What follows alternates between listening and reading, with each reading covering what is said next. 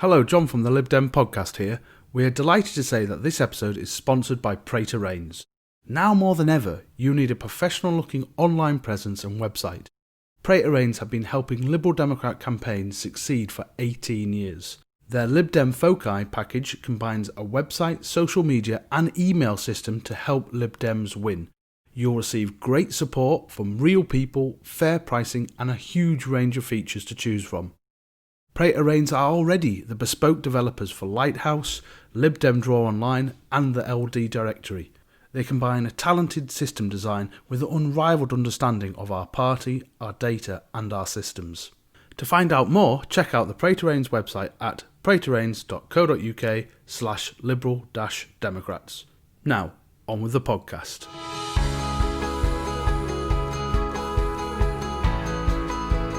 Hello and welcome to the Lib Dem Podcast, to this very special Leaders Edition. The Leaders Contest is going to end today, and in fact, as you're watching this, it has ended. We know our winner, but we don't right now because it is about 10 past 11 and I have my assembled panel here to talk through who's going to win, who we think's going to win, and then we're going to have all the speeches, the result and some debate after about what it means for the party. So my wonderful luminaries here join us on this Zoom call. First of all, we have Owen Lambert from Morecambe. Morning, Owen. Good morning. Hello. Yes, my name's Owen. I was the PPC for Morecambe and Lunesdale in the 2019 general election, and very excited to see the end of this leadership election. And you can find Owen on Twitter at Owen Lambert1. He is the first Owen Lambert on Twitter. And of course, the international man of mystery himself, we have Councillor Richard Kemp. Morning, Richard. Hi, I've got no secrets, no mysteries. I've been in Liverpool a long time. Some people have been in Liverpool, didn't stay here, but I soldier on as the leader of the Liberal Democrats in Liverpool. And he can be found at Councillor Kemp on Twitter. And joining us again, our token southerner, is Josh Babarinde. Hello, Josh. Hello from Eastbourne, the sunniest town in the UK, of the south and the north. It's really great to join you. And Josh can be found again on Twitter at Josh Babarinde. And now we have, for the first time, we have the mighty couple from Cheadle. We have, it's Hillary and Bill. It's I can't think of any other couples now. I want to stop there, and even that's a pretty dodgy one to go with. Starting off, returning to the podcast, we have Tom Morrison. Welcome, Tom.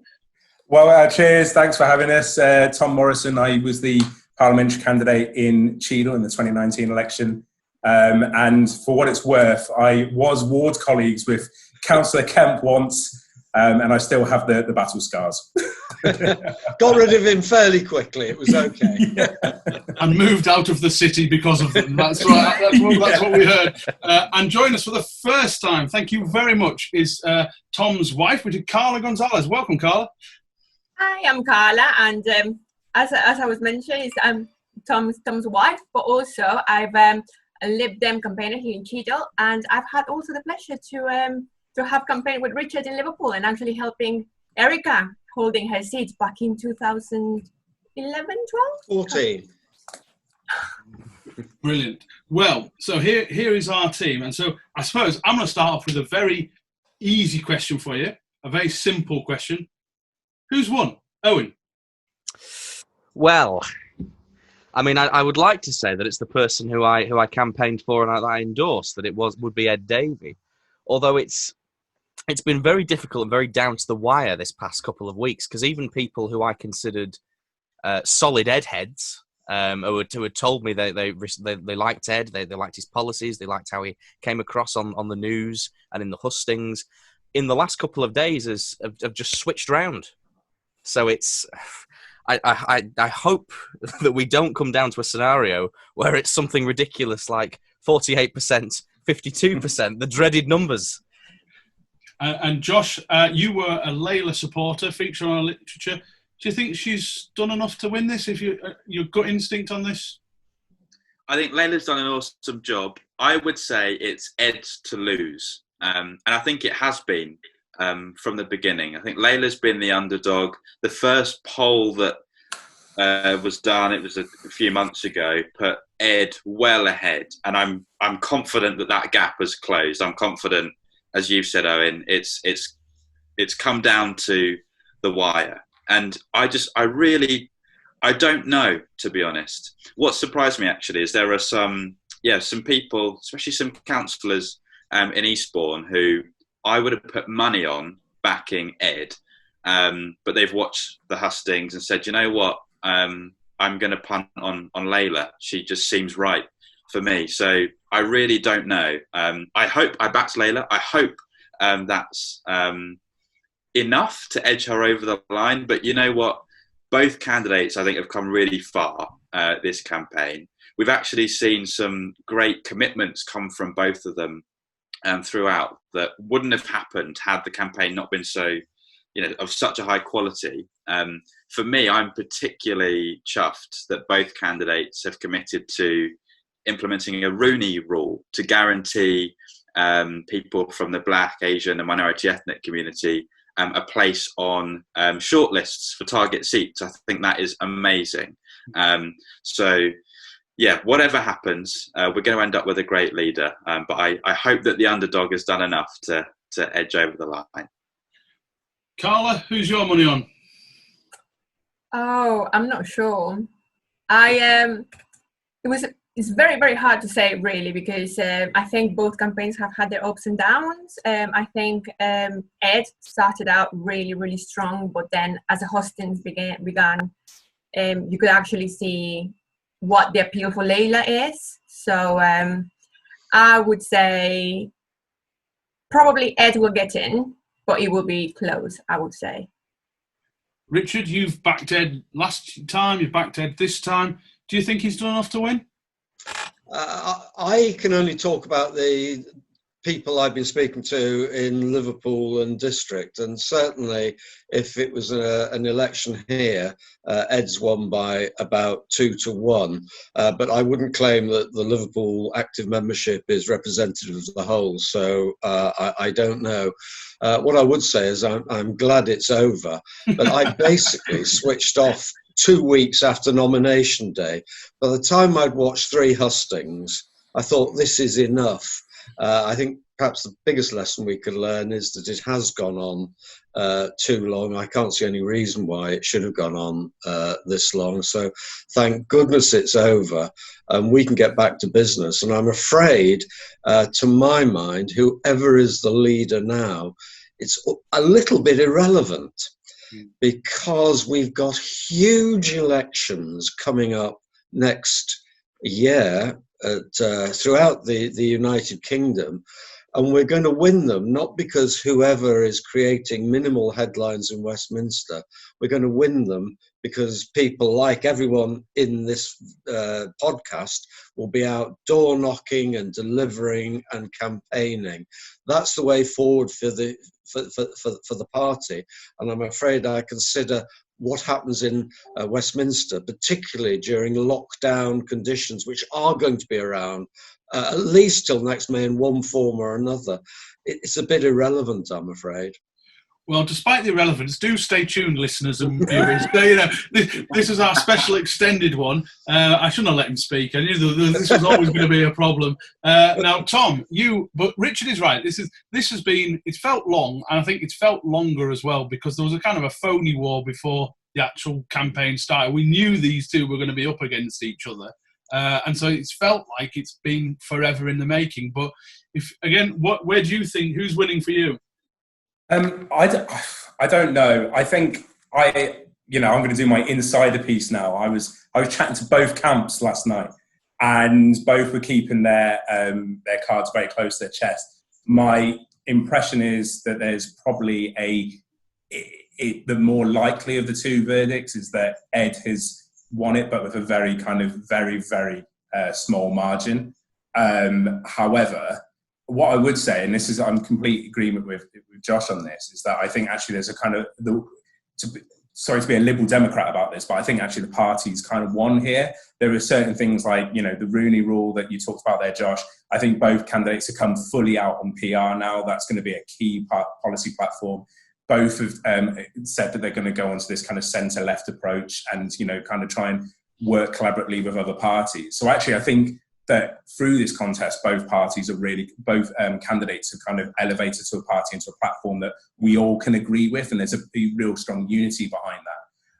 In terms of kind of, I've stayed well out of this argument, and I'm going to stay neutral and take my votes to the grave with me.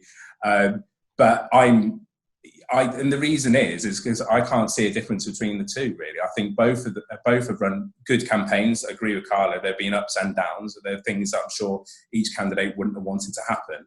But I'm really looking forward to now just kind of closing this off and just smashing the Tories. Let's just, there is open goals for us. Let's just smash them. This is the way forward now. And I think from my point, I came out yesterday as voting for Layla. But my head says that Ed has got this, and I would say I would look at about a 60-40 split. And what Josh was saying was right. I think the first polling had Layla down at like 28% or something like that. So I think if she gets over 40% of the vote, well, she won't be happy to have lost. I think she'll think that we did a corking campaign, and I just get the feeling that Team Layla think they haven't quite got it.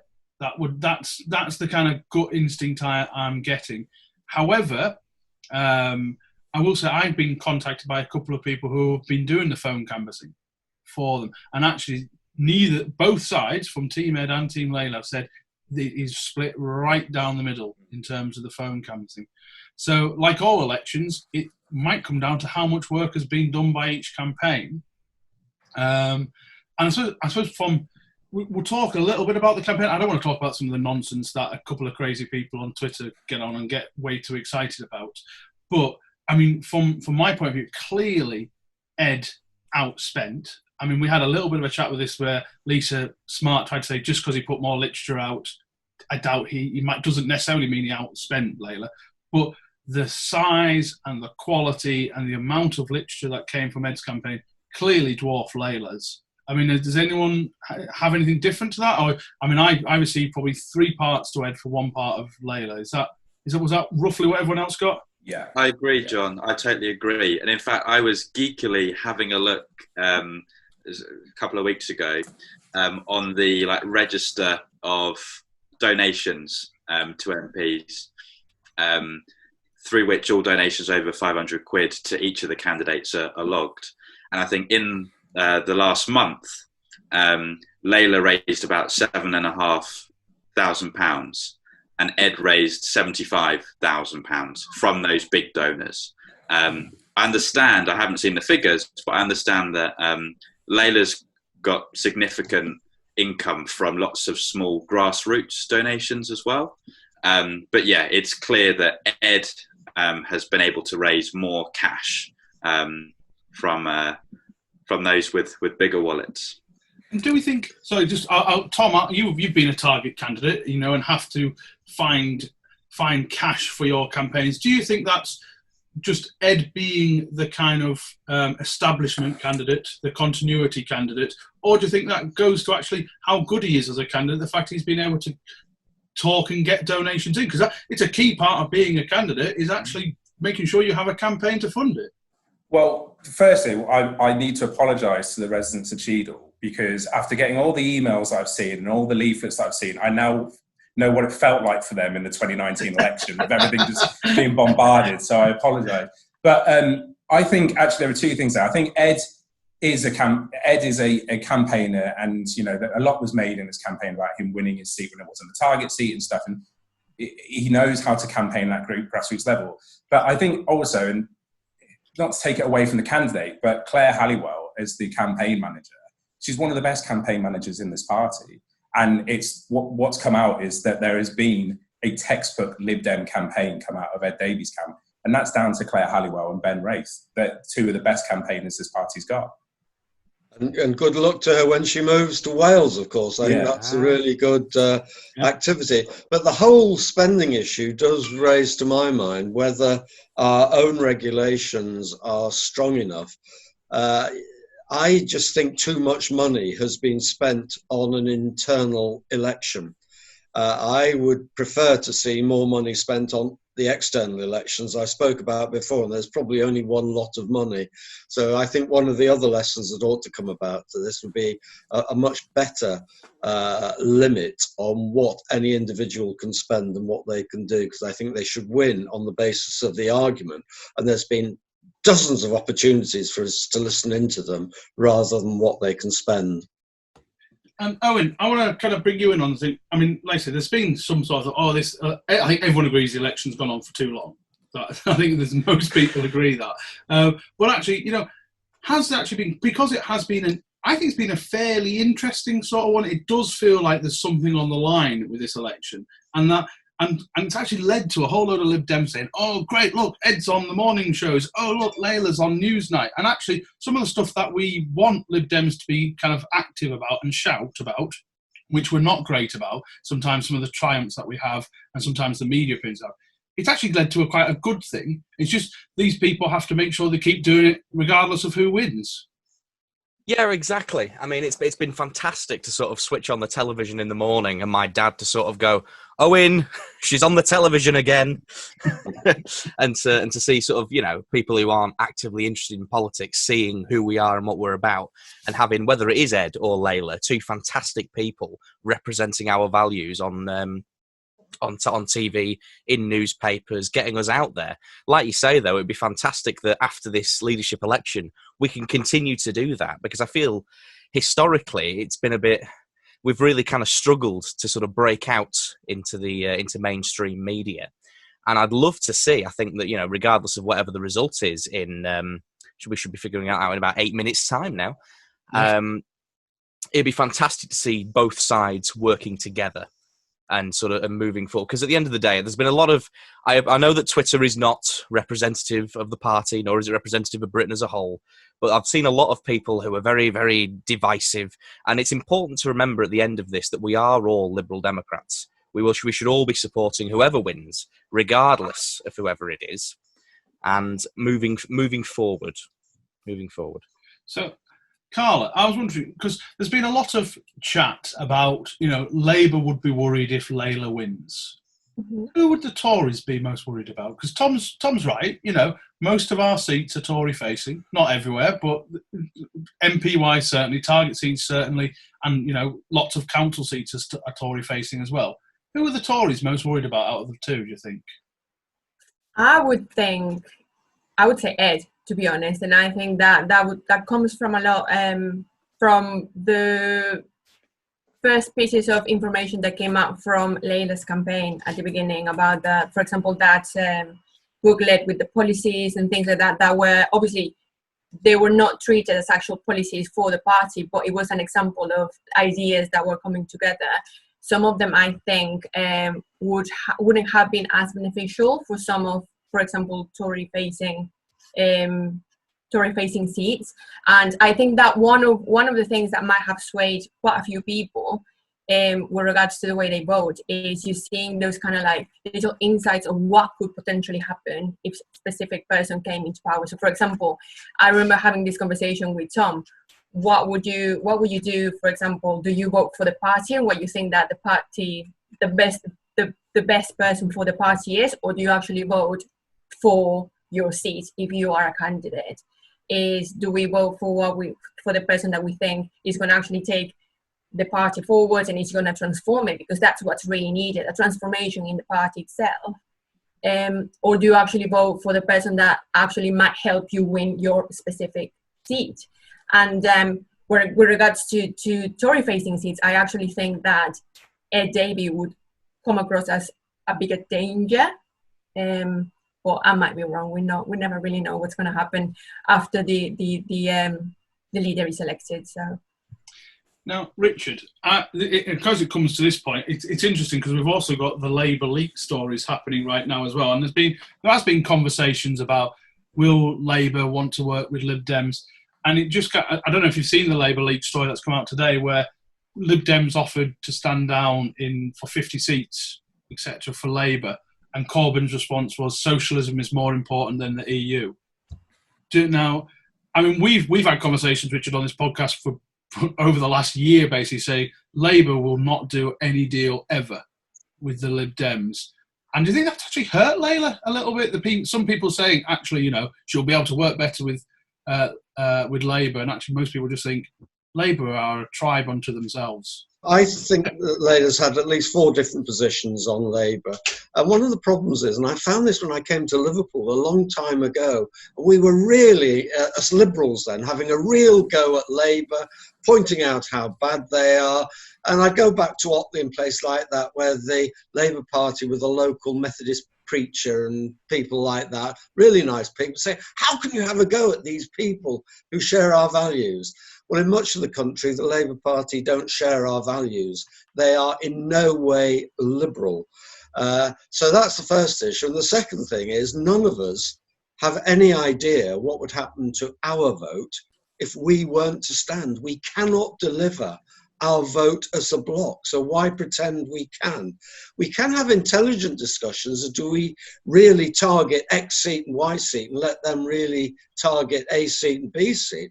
But the fact is, in the last election, we lost some of the people who joined us, like Luciana Berger in London, because the Labour Party flooded into that constituency and lost another one adjacent by about 200 seats that day, and the same was happening in the northwest. We know that from Cheadle and Hazel Grove, don't we? We were there on polling day. Labour was still out there campaigning in Hazel Grove, and then lost the neighbouring constituency by a couple of votes. But do you think, Josh, that whichever leader is elected, whoever, and we're going to say the announcement is in 2 minutes, so one of the big questions they're going to be asked is what they do, who they work with, can they work with other parties? Because it's a nightmare for us, because as soon as we say, I don't want to work with the other parties, they say, well, are you going to be Prime Minister then? And then Joe Swinson got completely eviscerated for that as well.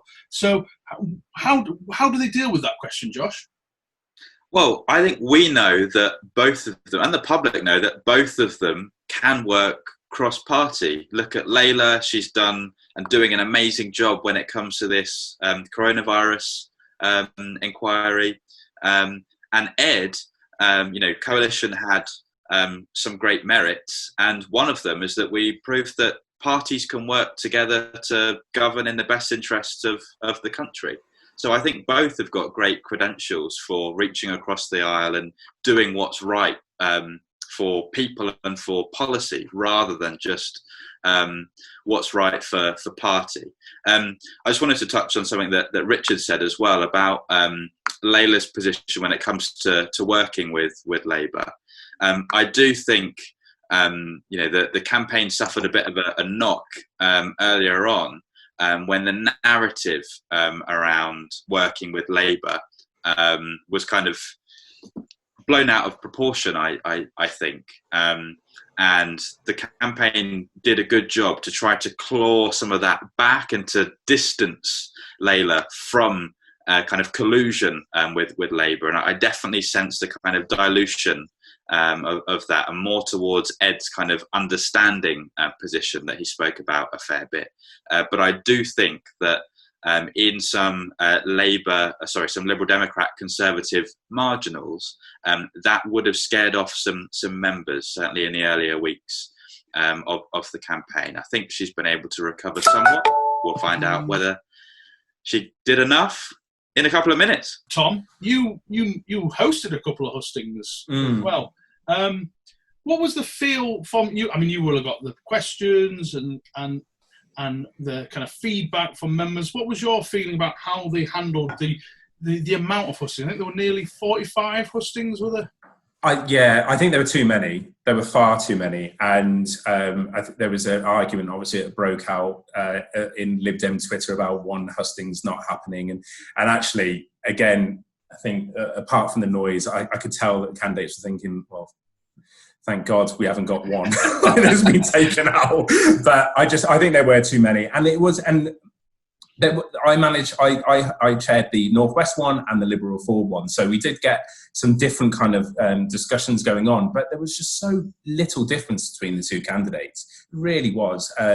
There were probably like some nuances around kind of economic policies and things like that, but there was so, and just to kind of touch on what Carla was saying, I think that the booklet that came out at the beginning with Layla's team, even though it wasn't officially a part of the campaign, I think that kind of that almost, I think Josh had mentioned it as well, kind of worked against Layla's campaign because it set out some kind of key things that were probably a bit too radical. You know, I think there was a discussion about nationalisation in there, which Layla said that she wasn't in agreement with, but I think that almost helped frame a kind of a more Labour biased narrative around her. But when we got into the hustings, there was just so little difference between the two candidates. It was very hard to kind of see where they would argue. So, in fact, the only disagreement I think that I got was when I asked them if they preferred Steve Coogan or Caroline Ahern, and Layla went for Steve Coogan and Ed went for Caroline. So, I suppose I've just had, again, I'm following everything that's going on Twitter.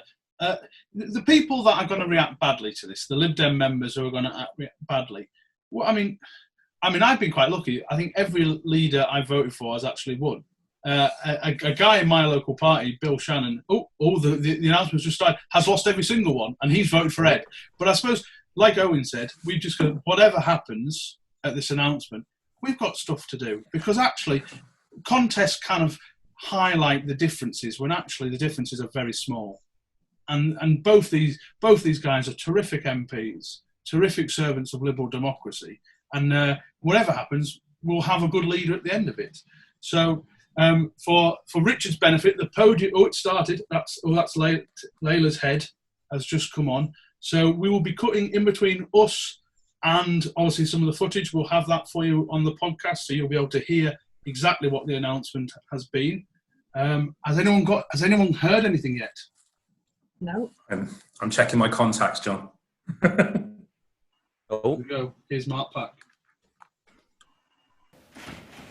Good morning. I'm Mark Pack, President of the Liberal Democrats, and I know you're not here to hear from me. So before moving on to the result, I just want to very briefly but very sincerely say thank you to all of the staff and volunteers who have worked so hard to make this election run so smoothly and at such a challenging time. To the result, there were 117,924 ballot papers issued, a record high for any of our leadership elections. Turnout was 57.6%. The votes for each candidate were Ed Davey, 42,756, Layla Moran, 24,564. And so Ed Davey has been elected the next leader of the Liberal Democrats. Congratulations, Ed. So Ed's won by about 2-1, as Richard said. Wow. So actually, it probably is about 60, maybe slightly higher, like 65, something like that. Someone do the numbers. Tom, you're good with maths. Get on with it. No, he's not. I'm not. Thank you, Mark. I'd like to start by thanking my friend Layla Moran. Layla, you fought a passionate campaign full of energy.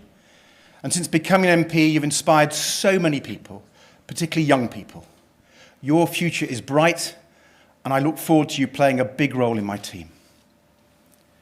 To members of the Liberal Democrats, thank you for putting your faith in me and giving me the honour of leading a party I joined 30 years ago. And I also want to thank a whole host of people who've run this campaign, whether in party headquarters, alongside the returning officer, or in my own campaign team. The thousands of people who volunteered time to campaign with me, who've donated to my campaign, who've championed our vision of a greener, fairer, more caring country. And I'd particularly like to thank Claire Halliwell, my campaign manager. Claire, you've been fantastic. And of course, Emily, my wife, and our two beautiful children, John and Ellie. Thank you, Emily, for your amazing support, patience, and love. And I'm sure I'm speaking for many people when I say that for all the stress and uncertainty of the last few months, one positive has been the chance to spend more time with our families. And so I'd like to thank Ellie in particular for appearing as a surprise cameo in so many of my Zoom calls and hustings. I want to talk now about the future of the Liberal Democrats. I joined this party 30 years ago. I met Emily here. I've made so many good friends here. And with those friends, I've campaigned across our country, knocking on tens of thousands of doors, delivering hundreds of thousands of leaflets. The reason I have done all this is simple. I love our party. I believe in it. I stand for all the things Liberal Democrats stand for: social justice, political reform, equality, and protecting our environment. I stand for fairness and for fighting to protect the rights of ordinary people. And I'm determined our party backs a Britain that works with other countries across the world for peace and prosperity. But it is my love of our party that makes me recognise that we must change. We have to wake up and smell the coffee. Nationally, our party has lost touch with too many voters. Yes, we are powerful advocates locally. Our campaigners listen to local people, work hard for communities, and deliver results. But at the national level, we have to face the facts of 3 disappointing general election results. The truth is, voters don't believe the Liberal Democrats want to help ordinary people get on in life. Voters don't believe we share their values. And voters don't believe we are on the side of people like them. Nationally, voters have been sending us a message, but we have not been listening. It is time for us to start listening. As leader, I am telling you, I have got that message. I am listening now. So whether you're from the north, south, or somewhere in between, whether you voted for Brexit or Remain or just wanted the whole thing settled, whether you voted Labour, Conservative, Liberal Democrat, SNP or Plaid, my message for you is this. I will travel up and down our country to meet you, to hear about things that matter most to you, your problems and fears, your hopes and dreams. I will face up to uncomfortable truths, and I will make your concerns my own. Mention the North first, obviously. I hope you all spotted that.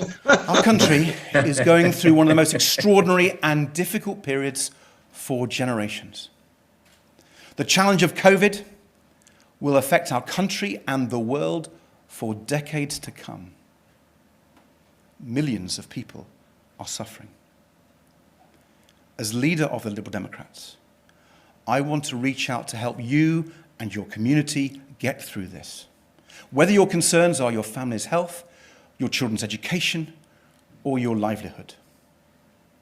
And I want to understand the new future you want after all this and help to deliver it. So my job from today is to rebuild the Liberal Democrats to national relevance so we can deliver this future for you, your family, and for the people who need it the most. None of this is going to be easy. None of this is going to be straightforward. And none of it is going to be quick or simple to achieve. But I want the Liberal Democrats to represent the whole country, not just some people, and to stand for fairness and opportunity for all. That is my commitment to you as the new leader of the Liberal Democrats. The hard work starts today. Quite a short speech from Ed there. So he got just over 63% of the vote, which is, wow. I can't remember what Joe Swinson got, but I think it was... That's similar, isn't it? It is similar to what Joe Swinson got. But, I mean, again, are we a little bit disappointed only 50% turnout? But that was higher than before. We've been down at some stages to 30%, I think. So it is a sign of perhaps the commitment, particularly from some members we don't actually see doing much door knocking and canvassing, that perhaps that will entice them back into the campaigning side of the party rather than the twittering side. Let's, I suppose the fair thing to do now, I think that's the announcement's completely over, so it was very short and sweet, so we can now just concentrate on ourselves. I can take these headphones off, which is marvellous. So let's start off with the loser first, actually, because we'll have more questions to talk about what Ed does now. Will Team Layla be disappointed with that? Josh, you were probably the most involved with Team Layla. Yeah, I think Team Layla, particularly with the margin of that defeat, there really seemed to be a strong sense that it was close, and not just within Team Layla, but across the party as well. I think there was a sense that it was going to be much closer than it was. So, yeah, in the short term, there are lots of people who have invested lots of time in Layla's campaign who will be gutted that their efforts didn't quite pay off. But something that we're really good at doing as Liberal Democrats, especially since getting a real beating during the coalition years, is picking ourselves up and uniting together to really throw the kitchen sink at the next challenges ahead, which, as Richard said, are the local elections that we have next year, and police and crime commissioner elections, etc. So, yes, it will be difficult for many to stomach, but I, for one, am just well up for getting out there again and smashing it as Liberal Democrats, not as Team Ed or Team Layla. Tom, I want to come to you because obviously I remember having a chat with you after the 2019 general election and how the disappointment that came from that, and how we then go from here. What? I mean, there's been lots of talk about the Thornhill review, the structures within the party, but what does Ed have to do right now? I think Ed, just thinking about what he just said there, I think he was bang on when he said, whilst on a local level, we're doing okay, but the truth is, I think his quote was, voters don't believe we share their values. And then he spoke directly to the camera there saying, I'll make your concerns my concerns. That is exactly what we want to hear. And I think it's fair to say at the last general election, we often went out preaching about what we cared about, preaching about things that necessarily people weren't telling us on the door. And I think the Thornhill review references that quite a lot. So I think there are two key things now that Ed needs to do. I think Ed needs to start implementing that. And there was a lot of questions in the hustings about which of the three things would you pick. I mean, for me, it's not three things. That whole review needs to be done, and from top to bottom, and it needs to complete. So Ed, that's first on Ed's desk. And the second thing is, I think he needs to start that listening exercise, because I'm pretty sure, like, if Josh was to come up to Cheadle and start knocking on doors, you're more than welcome, Josh, to come up, knock on doors. They will be saying, very kind of different things to what's happening in Eastbourne. And it's important that Ed picks that up. And I was really glad that he mentioned the North, the South, and everything in between, because Britain is a really diverse country, and we need to start breaking into those communities and listening to those people as well. Carla, what are your thoughts? Oh, I actually really hate the fact that I'm thinking that Tom and I somehow share the same brain. But after like almost 10 years of marriage, I was like, oh God, I was going to say that.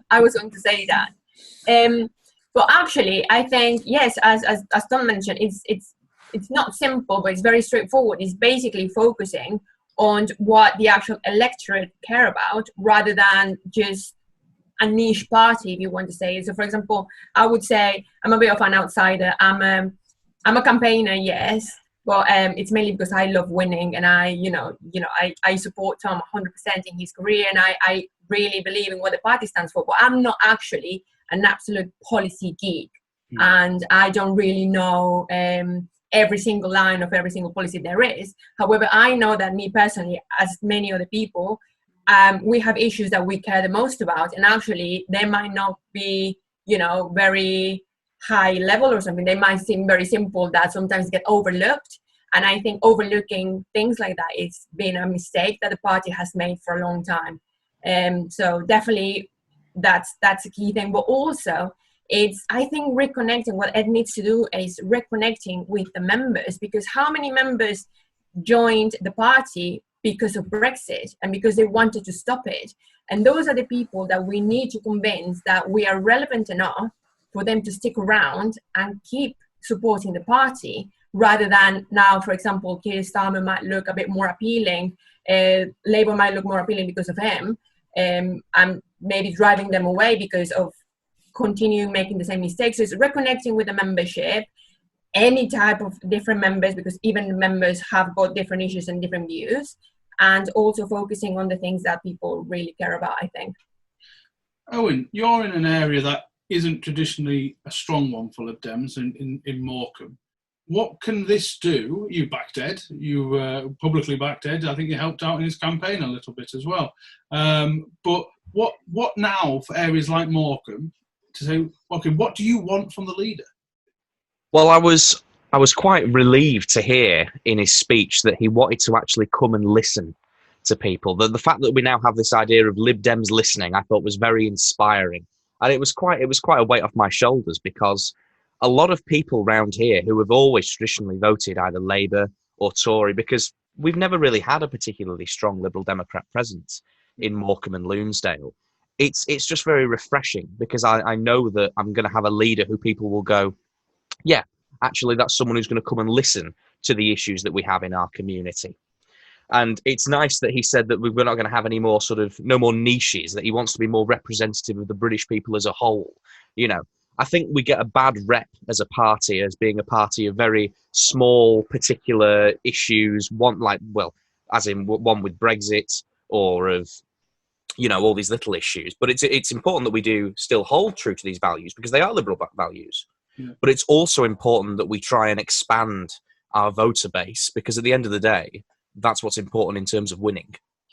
Owen, just to kind of on this point, I mean, we've got an episode coming out next week with the new chair of the LGBT plus Lib Dems, who is worried sometimes when we say we don't want to deal with niche issues, is because we don't want, sometimes these are uncomfortable issues, or sometimes, but is it also the fact that, if we do something on COVID or the NHS, then they get a Labour quote, they get a Tory quote, and that's kind of it. Whereas a niche issue gives you a little bit of cut through. Is that not is that not why we do that? I mean, it's important, certainly. I mean, as a member of the LGBT plus community myself, I think it's incredibly important that we are one of the forefront parties on those issues, and that we have a liberal voice in those kinds of things. But at the end of the day, the fact of the matter is that these are still minority issues. I think it's incredibly important that we do get the cut through on things like COVID, on things like the NHS, on housing, on the issues that matter to everybody in the country. Richard, I remember after the last leadership election, it was just me and you then, before we had all these other people kind of join our podcast. And we said before that last leadership election that Layla's time might come. Now, obviously, at that point, we didn't realise that we were going to have a general election and Jo was going to lose her seat. Now, you obviously publicly backed Ed, but, I mean, has Layla just made herself the de facto kind of incumbent for once that Ed isn't around anymore? Well, I would certainly repeat what I said last time. I think a time will come for Layla. One of my concerns that I wouldn't have voted for her this time was because she doesn't yet have the experience and the gravitas, and I'm afraid that does partly come with time. I think that she and Vera and Daisy Cooper will all be viable candidates for whenever it is that we come to replace Ed. So I don't think it's as simple as saying it's now going to be Layla as the heir incumbent. I think she's opened the party to a series of new ideas, but we should be proud of the fact that there's more than one capable alternative to Ed. We will see how Daisy, Vera, and perhaps others that I'm not so familiar with will develop over the next few years, and then we would come to that decision. But in the short term, if I could just respond to Owen, what's the new leader going to do? It seemed to me that we've explained our principles just by defining niche products. So why am I in favour of LGBTQ rights? Because I believe in equality, and that is part of the equality agenda. Why am I against Brexit? Because I'm an internationalist. why do I really want to examine? I'm not 100% convinced by universal income, but I really want to look at it because as a Liberal Democrat, I believe in fairness. So I think we've got to define our big picture programs and then go into the niche markets, as it were, underneath them to talk about why that matters to people who are black, people who are gay, people who are trans, people who are women in certain circumstances. And we've done it the wrong way around. Do we think it's actually a healthier thing for the party that Ed's had such a clear mandate? Rather than, like I say, Owen, you were talking about just before that it could be very close, you know, whether it's only a couple of percentage here and there. So any of these kind of, I don't want to say fake outrage, but some people were annoyed at certain things that happened during the course of the campaign on both sides. The fact that none of those kind of little grievances will have amounted to this huge difference between them in the votes. Do you think it kind of puts a line under it? Open to anyone, that. Yeah, I think it does. I think I think there was a worry for me that there would be either candidate would win with a very small minority, like a kind of a very small majority, and then you would have this kind of element of factionalism that would still be there. For me, there is a clear winner, and there's a clear kind of almost person for everyone to kind of rally behind now. I think it's a thing for unity, definitely. I think it's hard. Sorry, go on, Carla. Go on. Sorry, I think it would be hard to actually try to find a reason for it not to have happened. So, for example, I was so prepared to ask the question if Layla had won, to ask the question if the actual leadership election had been a normal length, you know, like the few weeks that we actually, or a couple of months that we usually used to, rather than this very lengthy process, if the result had been affected. But I think just the fact that, you know, Ed came in, it was deputy leader, and even though that it wasn't official until like, I don't know how many weeks after, he had that kind of like lead on that type of like step ahead in the campaign. Does that make sense? Mm-hmm. And whereas I think if Layla had won, or if they had been really, really close, people would have actually thought, oh, what if, or maybe recount, or I don't know, like there's something can be changed. Whereas now I think it's just a definite showcasing a definite voice for the party and what the party actually wants to. Yeah, I mean, I totally agree. I mean, I think a win is a win, whether it's by one vote or whether it's by 1 million votes.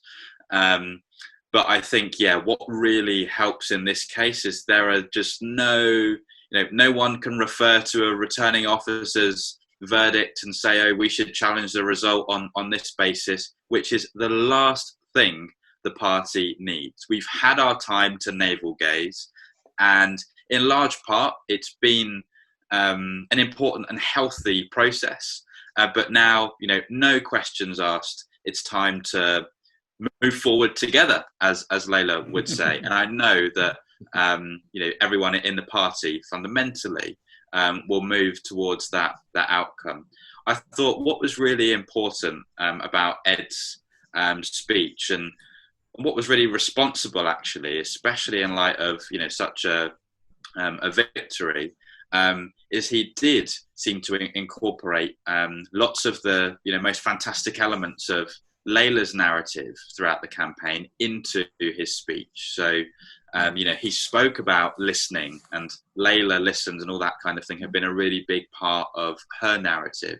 I think for me, the best thing he said in his speech was, we have to wake up and smell the coffee. And it was really important for him to say that, because I think he has been viewed in many quarters as the kind of continuity, business as usual candidate.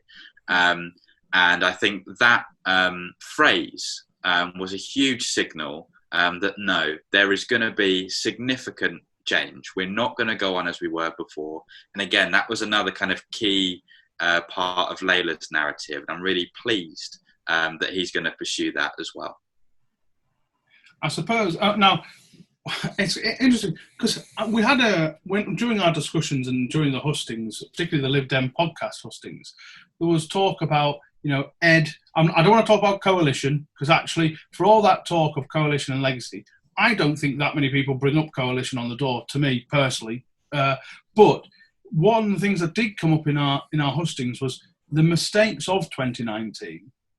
Ed was in that room. And so how can we, and some of the issues with the Thornhill review is that it's all right on words, actions have now got to take place. So what does Ed have to do that he didn't do in 2019 right now? I suppose it's quite a tough question, so I'll take it to Richard first. Well, if we look back, I've said all along that the only people that have been raising the coalition years, to me, are people who never have voted for us and never bloody would. So I'm not too bothered about them. But what always disturbed me is the way we didn't own and still don't own the good things that came out of the coalition. Now, I don't think we want to spend a lot of time going on about it because it's 5 years ago now and it's out of people's minds. But nevertheless, there were strengths. And one of the things, of course, that I was able to say in the little clip that I did for Ed is look at what we achieved as a junior partner in a coalition government in terms of energy, which transformed the way that our energy system works. And I have the Ed Davey Memorial solar power unit on my roof now as a result. Perhaps not memorial. That was the wrong word. I was wondering where you were going with that, Richard. I'll be honest with you. I'm going to kill the bugger, yeah. I'm very proud of the fact that we, for the first time for 25 years, improved the lot of pensioners. I'm pleased that we took 9 million people out of paying national income tax. I'm of the opinion that none of that stuff's going to come up either positive or negative, particularly. No, we won't go back to it. Yeah. But those are things we can build on to say, what do we want to do now? And if people then challenge you, bloody well didn't do it, we're able to turn around and say, yes, oh yes, we did. Yeah. So so Tom, I want to get to you. What is next then? What is the next step for Ed? And I kind of want final thoughts from everyone really before we wrap up this kind of podcast. The response we're getting, as you can imagine on Twitter, a lot of lady supporters are surprised by the result. And we've talked in the past about, and Owen mentioned it just before, Twitter isn't the real world.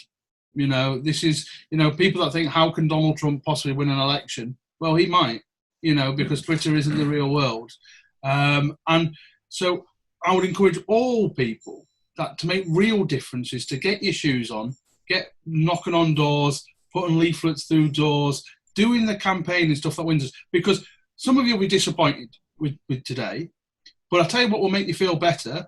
In those elections in May, if Lib Dems win another 700 gains again, that's what will make you feel better. If we get more seats in Holyrood, if we get more seats in Cardiff, that will make you feel better. And don't forget, and here's a really important thing, there were a lot of people thinking Vince Cable wasn't doing a particularly good job until suddenly we got those results in 2019. So whatever despair you're feeling right now, there is always a chance to turn things around. And over to you, Tom, for your final thoughts. Preach. That's it. That's absolutely. Oh, yeah, have I done it again? Yeah. I just think, and good talk about the Trump election wearing that T-shirt as well. I think that's top dollar. I think ready for the next contest. Come on. Absolutely. Yeah. No, I seriously. I think we've got a leader now. We need to start as a party. We need to start looking outwards. We need to start listening. Ed's spot on. Layla was spot on in the campaign. We need to start listening to what voters care about, and we need to start knocking on doors. The Liberal Democrats are at its best when we're a campaigning force. We're not a party of Westminster. We're a party of your street. We knock on the doors, we get the issues sorted, we listen to people and we report back. We've got to get back to that. And I'm excited because now we've got a leader who I think is a track record of doing that. He knows how to win elections. There's a lot on his plate that he's got to get fixed internally. But the important thing for us as members is we've got to get those leaflets out. We've got to knock on doors. We've got to listen to voters. We've got to start having a positive effect on people's lives and not just concentrate on what's going on in our own party. And Josh, you obviously you've got your disappointment. Your final thoughts. What's next for you? Final thought is I'm gonna give big virtual hugs to the Layla team activists who have worked so hard, and I'm going to give some big virtual hugs to Team Ed activists as well, because we're all Liberal Democrats, and we need to, as I said, put that navel gazing back into the box now. We've done that, and let's get out on the streets and start campaigning so that we can win big in these county council election campaigns, and hopefully bag one or two police and crime commissioners, if not more, as well. We've got so much work to do. This was the easy bit, the leadership election. Now we've got to face off the Tories, we've got to face off Labour, we've got to face off the Greens and the other parties who will do all in their power to stop us winning. We can't let any internal divisions get in the way of that. So off to work we go. Carla, what are your final thoughts? I am very happy with the result. I'm going to be honest. I'm also very happy that it's over, and now we can, as everyone said, we can just move on and just carry on campaigning. With regards to what I think Ed needs to be doing, for example, that's maybe a bit different from what happened in 2019. It's not just, yes, we're all agreeing that it's very important to listen to the electorate, listen to people that cares and their needs, but also I think it's the party at the moment are going through a massive transformation. I'm very excited that Mike Dixon, for example, came in, Mimi Turner, that hire as well as director of strategy is really exciting. Actually, you can feel the transformation of the party happening. However, I think Ed's big job, or in my perspective, I would say his big job would be also to listen to his local parties, local candidates, for example. So one of the things that happened a lot with Joe Swinson in the 2019 election was basically it seemed to be a campaign that was basically built for the South or London seats, whereas obviously we have Lib Dems all across the country, and it's very important to take them all into account and what they need, the differences in the campaigning, the messaging and everything. So when we have an actual general election coming, even for the locals, we have a strong message that resonates with the electorate, but also that the candidates can actually say, I identify with it, I stand for that as well. So I think that's very, very important. And that's probably one of the very first things that I think Ed needs to start doing, communicating more with the local parties and the candidates. I mean, we don't have anyone from Ed's constituency here, but I suppose, Owen, one thing Ed's got to do is make sure he protects his own seat as well. Because actually, if you think about it, Clegg came very close to losing his seat. And then did lose his seat. And then Tim Farron when he became leader, became within a whisker of losing a very strong seat. Jo lost her seat. And so Ed has got to also remember, and we might want him to come, I know we're saying, want him to come to the north, to Scotland, to Wales, to do all those wonderful leadership things. But I suppose the Lib Dems in London have to make sure if Ed's doing that, and is sacrificing his time to do that, it's our responsibility in those areas to protect him, to make sure they are doing the groundwork, to make sure he can do the leadership stuff. That was a question stroke statement for you. I was going to say, it was very much a statement there, Tom. The answer is no. We don't give a damn whether he loses his seat, actually. No, of course not. I mean, it would be fun. He needs to keep his seat. We cannot afford to have another repeat of what happened with Joe Swinson. And I have no doubt that the Liberal Democrats in Kingston will fight hard, and that he will also split his time, I hope evenly, between representing Liberal Democrat values at a national level, but also not forgetting to look after the people who have put him in the House of Commons.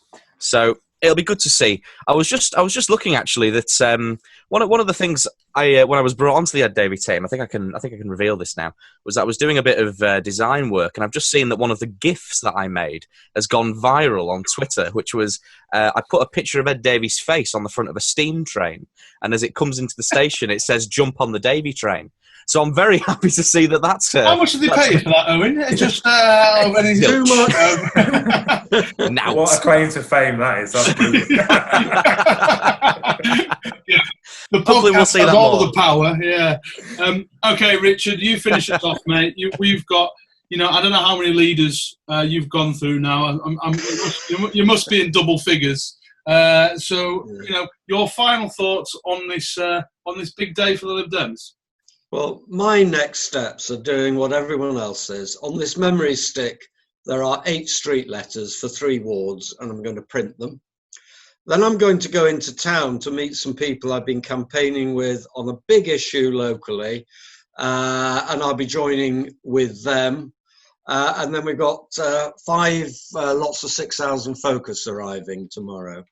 And I can't emphasize enough for all the time I've been in the party that whenever we've been down, the way we got out of it was on the doorsteps. Every time, it's showing that we care. It's showing that we listen. It's proving our liberalism in action, not just as this set of policies or principles, but actually living out our liberalism in our neighbourhoods, our communities, our streets, our towns and our cities. And that's what I'd urge everyone to do now. To the barricades, to the doorsteps. March on, march on. There we go. I don't think we're ever going to get a better ending than that for any podcast going forward. You've peaked, Richard. But I want to say thank you to all the panel. Thank you to Carla, Tom, Josh, Richard, and Owen. Thank you everyone for listening and watching. We are delighted that you've taken the time to view this or listen on your podcast providers. Don't forget you can follow everything to do with the Lib Dem Podcast at Lib Dem Pod. Do follow all these guys on their Twitter. There'll be links in the show notes, so you can do that. And we've got lots of episodes in the bag ready to go. We've got interviews with the LGBT plus Lib Dems. We've got an interview with Molly Nolan, the #1 target candidate in Scotland for next year's Holyrood elections. We've got brilliant episodes coming in. We'll no doubt have more from our regular panel as well. I do know some of the team members and campaigners from the different leadership groups want to come on and talk about how it went. I imagine that might be slightly easier from Team Ed's side at the moment, but we will absolutely see. But thank you all very much for listening. Thank you everyone on the panel. We'll be back with another episode, and stay safe, and we'll see you soon.